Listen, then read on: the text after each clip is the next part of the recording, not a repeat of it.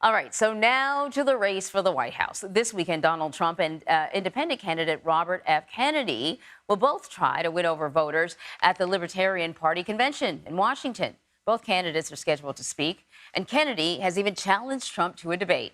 Their appearance comes as new polling shows 8% of Trump supporters prefer Kennedy in a five-way race, though, for the presidency.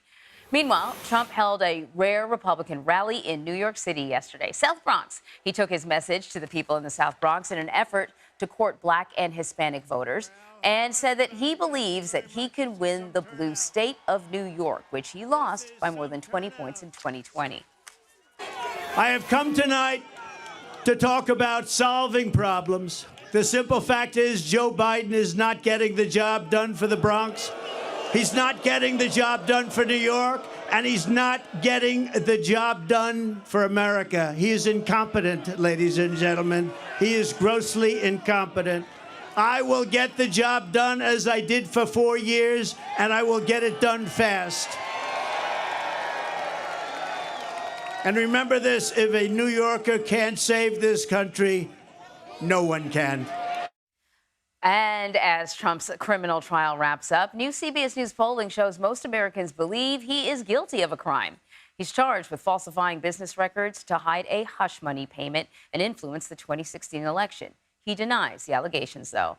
So campaign reporter Olivia Rinaldi is joining me now with more on the Trump campaign. You were there in South Bronx, South Bronx, and it looks like he had a pretty good turnout. But as you know, he's been spending a lot of time in New York.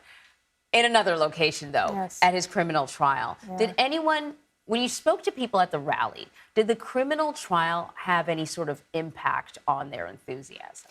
It was fascinating to just talk to some of these voters in the South Bronx. A lot of them from Long Island. There was a good turnout yesterday. But when I asked them about the trial, they repeat company lines. It's a sham trial, those sort of things. But what was fascinating was to talk to some of them about how they think their fellow New Yorkers are going to deliberate on that jury. And specifically, how a jury deliberation, whether that's a conviction, whether Trump is acquitted, how that will impact him politically. So take a listen to what some of those voters told me yesterday about this topic. I think if he gets acquitted, we're talking historic landslides. I think traditionally lean blue states, New Mexico, Connecticut, maybe New Jersey, start to flip, and I think we're calling the election by 9:30 that night. If he gets convicted, what happens? I don't know. Like I said, it goes up to the appeals court, but I don't know many people. I'm pretty involved in politics, and I've never met a single person that is going to be swayed by this.